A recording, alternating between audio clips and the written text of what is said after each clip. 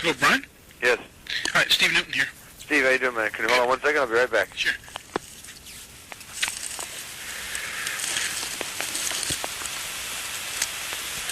Howdy, Brian.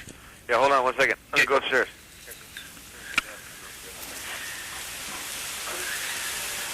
Are you ready? Yeah. Okay, Brian. You got about 10 minutes? Yeah. Okay, good. I've been involved in your career for quite a while. I'm a real genre fan, and I've seen you in a lot of movies. I never got to know your name for quite a while, and I finally got to meet you at the Silhouette party that had Right. chat you a bit. I was wondering if you could tell me what your role was in Silhouette. In Silhouette, I played Wolfgang, who was a German, I guess you call him a German freelance assassin. Uh-huh. And he was like an ex-terrorist from the Baader-Meinhof gang Oh, yeah. out of Berlin. That's the way I built his background. Interesting guy to play, was he? Oh yeah, it was fun. It was nice to play a guy like that who was real understated, and it was the threat of terror rather than the terror itself. Uh-huh. That was where he came from. It was psychological terror. Nice. He had a partner who was his young like protege who did the heavy work for him, Uh-huh. and of course he was capable of doing it as well. But Right. he was like training this guy, and so he was a real understated, calm guy, well-read, very educated, a real cold, ice-cold character. Uh-huh. You know, A little different than some of the more crazed... Yeah, exactly, because I've done those guys, and that's one of the things that interested me when I got a call from Lloyd, the director, to do this, was that it was different than stuff I've done, and I'm always interested in playing a different character, you know. Right. I like to be I'm the man of 1,000 faces, you know. And a lot of people don't know my name, or they're starting to know it more now that they didn't for years, but, you know, I'm the guy you love to hate. Was it tough for you to get the German accent down? Not really. I specialize in dialects. You know, I've done, as you know, if you've seen my films, you know, in Tango and Cash, I did an English accent. Uh-huh. In Southern Comfort, I was a Cajun. Right. In Red Scorpion, I was a Czechoslovakian. Uh-huh. And I've done Southern and dialects, and, you know, I do all kinds. So that's one of the things I specialize in, which gives me my ability to change, which I like to do, and that was a challenge. I never got to do a German before, so that was also an interesting factor. Uh-huh. How long were you up here in Vancouver? I was up there nearly a month, Uh-huh. or 3 weeks. What'd you think of the town? I love Vancouver. I thought Vancouver is a wonderful city. I love working there. Good. It's the second time I've been there. I was there a few years ago when they were doing The Hitchhiker there, Oh. the series for HBO. Mm-hmm. I did one of those, and that's the first time I've been there, but my wife and I both loved Vancouver. I had a wonderful time there. I think it's a great city. Right. You say that you're the man of 1,000 faces. Do you get people coming up to you on the street that recognize you from the movies? All that the can't place time. Your name?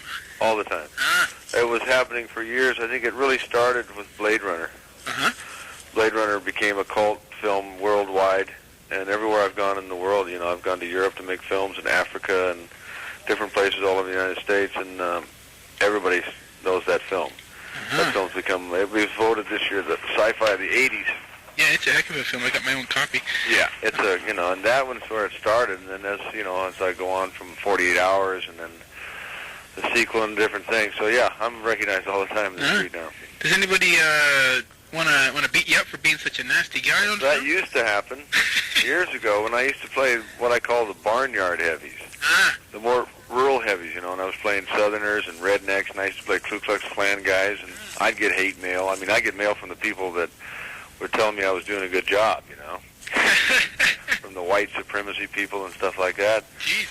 But I'd run into people in bars, you know. I don't drink anymore, but in the old days I used to hang out in bars some when I was working, and especially down in the South in Texas, people they wasn't sure if they knew me from life or from the movies, but if they thought they knew me in life, then I was somebody that gave them a hard time or took their sister away or something, so then they'd have an attitude. That doesn't happen so much anymore, except I remember years ago, I had a lot of kids that were mad at me for years because I did a Mork Mindy with Robin Williams years ago, and I beat him up on the show. And kids remember me for years after that. They'd see me in a restaurant, they'd go point me out, so their mom, there's that guy that beat up Mork, you know? Have you ever used your scary leering grimace to intimidate anyone in a real life altercation or scrap? Or No, I don't really do that, man. I leave those characters at home. I'm a very peaceful guy. Uh-huh. You know, I only get mean when they pay me. Yeah. As soon as they give me money, I get real mean. What acting qualities make for a really good, easy-to-hate villain? What acting qualities? Yeah. Well, I think, I don't know if I could pinpoint what acting qualities. I mean, people, you know, it's a basic attitude you have. I started out when I was in the old days playing bikers and stuff like that. It's an attitude of if you're the bad guy, you're selfish, or it's I see, I want, I take. Mm-hmm. You know, and if anybody gets in your way, then you just do it anyway. So, and you know, you do whatever. And also, the psychotic people are people that really enjoy their work. For example, the character in Tango and Cash was psychotic. You know, this guy loved his work. He loved to torture people. That's what he liked to do, and he got off on it. Or like in the horror show. Do you know the horror show? Yes, I saw that one. Is it called House 3 up there, or is it Horror Show? Horror show. Yeah, that one as well. You know, that guy loved to torture. You know, and he enjoyed that. Mm-hmm. I also try in any of those characters, even with those whacked out guys like that, is try to show something redeemable about them. I don't do evil for evil's sake. I won't do mindless violence. Too much of that in the world. So one of my criterions if I play a bad guy is there's got to be something somewhere that the audience will know by something I say or do that at one time I was a human being just like everybody else. And I've been able to do that, fortunately, with most of my roles. Great. Who are your personal favorite screen bad guys? Screen bad guys? Well, yeah, I think Nicholson's a great villain. You know? Mm-hmm. He's one of my favorite actors, some of the stuff he's done. As far as the screen bad guys, I'm trying to think of the old guys. My guys that I grew up with, my role models were Bogart, Cagney. Those are classics to me. Those are the guys that I emulated when I was young. Hold on one second. Sure. I was wondering about... Wallace Beery and, you know, those are my... Charles Laughton. Right. He's a great old heavy, you know? Those are the kind of guys that I really wanted to do, the kind of movies they did. I was wondering about your co-star in Blade Runner, Rutger Hauer. Have you seen The Hitcher? The Hitcher, great film. Yeah, Rutger's one of my favorite actors as far as the bad guys. He plays a great villain. You know, and it just worked out. We ended up being more the good guys than the bad guys in Blade Runner, but I think that was one of Rutger's best performances. Yeah, he was great in The Hitcher. How many good guys have you played? In 48 Hours you were a good guy, right? Yeah, well, kind of. I don't know. Did you see the sequel? No, I haven't seen that yet. You haven't seen the new one? Nope. Oh, you want to see that? I've reprised the character, bring him back. Nick and Eddie and I are the only three guys from the original. And, you're a cop in that? Yeah, I play Kehoe, same as I did in the first one. That's a good one. I play a good guy cop. I don't want to spoil it for you, so you should go see it. Yeah, I'll rent that one. I just finished playing a good guy before I came up to Canada, a movie that's coming out in the spring called The Wish Man, with Jeffrey Lewis and Paul LeMat, where I play a good guy who, I'm like an ex-Vietnam vet, and we help save this genie. It's a modern-day fantasy. This genie loses his bottle, and where he's going to die if we don't help him find it. So, after playing so many baddies, was it tough to get in the good guy mold for that? Not really. I started out doing stand-up comedy. Comedy's my background, and I've done a lot of comedy roles as well, on TV and in films. I did a movie called The Wrong Guys about a Cub Scout reunion, and another movie that's coming out this year with Judge Reinhold called Enid is Sleeping, where I play a drunk, where it's in a comedy. So I've really got a background with that, except the way that I look. Most of the time they hire me for villains. I have the faccia brute, they say in Italy. Brutal face. Even making a lot of movies, every time I'm in the video store, I seem to come across your name on a lot of things. Do you like to keep busy? Everything happening? Oh yeah, I just I can't do too many movies. I think I've done around somewhere between 50-55 films now. And I used to do a lot of television. I don't do so much television anymore. A lot of TV, a lot of films, and I love to keep working. You can't be an actor unless you act. Exactly. And I do sometimes small films, or I'll be in a big film. It doesn't matter to me. And I enjoy playing good guys, and as well as the villains are always fun. I'm always trying to stretch myself and do something different. Yeah, I really liked you in Flesh and Blood. Yeah. Rutger Hauer one. That's another one for Paul Verhoeven. Yeah. Early Verhoeven film. Yeah, that actually turned out that was a real tough film to make. That was very difficult. 15 weeks in Spain. Yeah, I would have thought so. But as you can see by the looks of it, I mean, it was very graphically done. But I thought it came out good. It's a great depiction of life in the 15th century. I really like it. How many times have you gotten what's coming to you and been killed on screen? Oh, it's countless. Uh-huh. You know, and also I've murdered and killed a lot of people on screen as well. It's about even as many murders as... I think I've been killed more. You know, what happens with bad guys is like...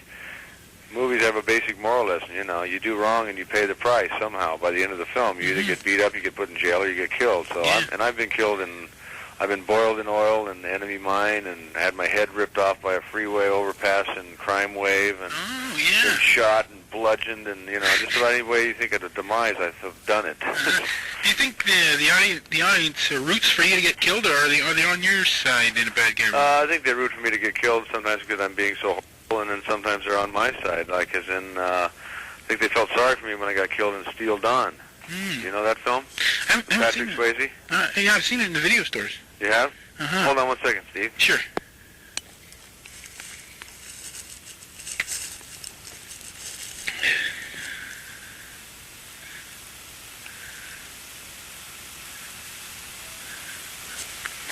Hi. Yeah, I was... Did Swayze kill you in that one? Huh? Did Swayze do No, some dirty... Swayze doesn't. I'm on his side. I'm a good guy in that. Oh, you are? Yeah, if you've never seen the film, you like it. It's like, you know what it is? It's Shane 1,000 years in the future. Oh, yeah. I'm playing the Van Heflin role. Oh. But it's all futuristic and a little more violent. Mm-hmm. But it's a pretty good film. We did that over in Africa about 4 years ago, just right after he did Dirty Dancing. Oh, good. And you got killed in that one? I'm on Hunter tonight. Yeah? You guys get Hunter up here on Wednesday, Yeah. right? I'll be on tonight. That's one of my oldest friends, Freddie Dreyer. You know, we went to college together, so I did a show for him. Played a bounty hunter, an ex-cop who's a bounty hunter, which is it's a tough, good guy role. I'll have to watch that tonight. Yeah, I Great. think you'll enjoy that. Do you think everybody has a bit of the bad guy in them? I think everybody does, and that's why they love to go to the theaters and like play out people's negative fantasies for them. Uh-huh. You know, people go there and the things that we wouldn't, because our id doesn't come through this ego that keeps us civilized here in this life, but I think we all, in a way, you know, mutter under our breath or do things or think those things, and then when you see them played out on film, you know, a lot of people root for the bad guys. You know, they know they're going to get killed in the end, but they still root for them in a way because they know that they're having fun because they're doing those things that, like I see, I want, I take, that we don't do in life. Yeah. So I get, you know, it's very fortunate for me. I get to play out those fantasies, and so it keeps me healthy. And also, one of the great things about being a film actor is my job is I'm a time traveler. I mean, I was in Silverado in the Old West, and I was in 2200 in the future in Enemy Mine, and I get to travel through time. Sounds great. You know? Yeah. Well, that covers all the questions I had for you, Brian. I really appreciate you giving me some time here, and sure, man. I'll make sure when the story comes out that I send a copy off to your agent there. Okay, you got their address and everything? Yeah, you betcha. Okay, good. And I appreciate that. They're going to send me some photos. I was wondering if there was one a glossy of you in a menacing mode that they might have. Did you tell them to send you one like that? Yeah.